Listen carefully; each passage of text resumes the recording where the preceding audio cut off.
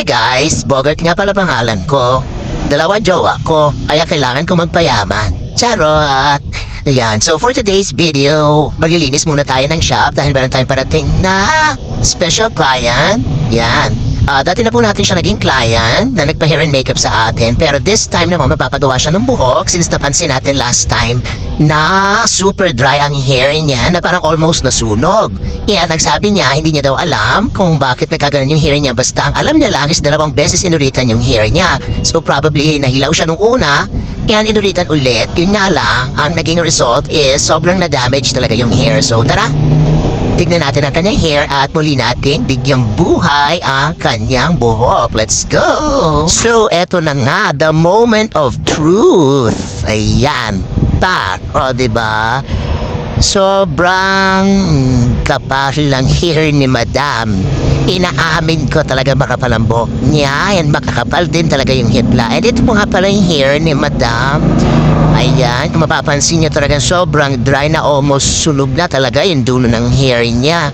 Gawa ng naulit na ribbon. Then I think nag-alangan na masyado yung hairstylist na gumawa nito kasi may part sunog, may part na hilaw. So I think iningatan niya na lang to para hindi talaga maputol yung hair. So as you can see, meron tayo dito sobrang pulot sa kanyang tuktok or yung kanyang regrowth.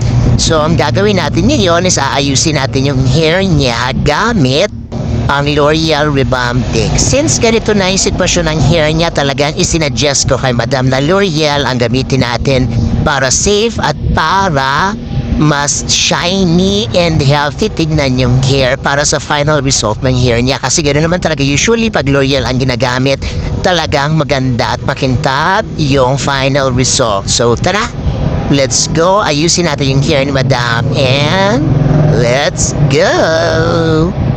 Bali, eto nga pa gagamitin natin kay Ma'am. Yan, L'Oreal Extenso. Yan, so as you can see, mag-uumpisa na po tayo mag-apply ng rebonding cream part 1 ng L'Oreal para sa kanyang roots, and then ihuhuli na po natin yung application para sa lower part ng hair niya or para sa mga hair niya na may previous color and rebond para hindi po masunog.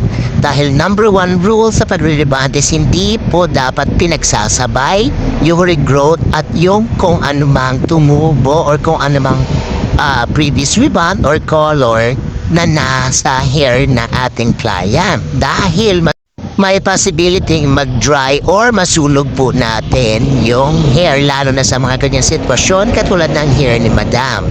Yan. So kung makikita nyo, tuk-tuk lang muna or yung regrowth lang muna yung in-applyan natin para siguradong safe tayo sa procedure na gagawin natin for her hair.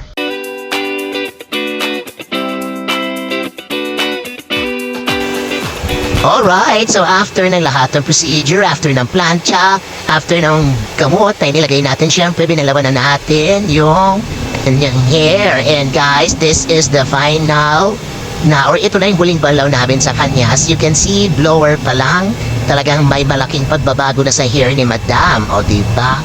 Yan po, makita yung ibang part ng hair niya is basang-basa pa rin. And itong part na ito muna yung tinuyo namin. Yan, para makita lang yung talagang result ng buhok ni Madam. Usually kasi kapag ganitong rebounding, talagang madalas mapapansin natin yung kakaiba o yung pagbabago kapag nasa huling balaw na. And take note guys, since L'Oreal ang ginamit natin, hindi po kami apply ng sobrang mainit na blower or apply ng sobrang mainit na hangin para tuyuin yung hair ni Madam. Dahil kung lalapatan pa natin ng sobrang init na pagkaka-blower, minsan nakaka-affect din yon sa buhok na ginagawa natin. Na instead na mapaganda natin yung hair, is nakaka-dry siya lalo kapag sobrang init. So yan, eto na po ang kanyang final result. Yan pa. Diba? Super shiny, super smooth as expected po talaga kapag L'Oreal ang ginagamit.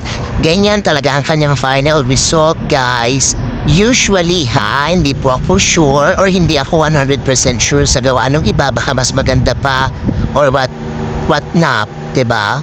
But for us, ito po yung aming final result sa buhok ni Madam. Kaya thank you so much for trusting our work para sa pagkabuhay muli ng iyong buhok. Okay, so dyan lang po nagtatapos ang ating rebounding session.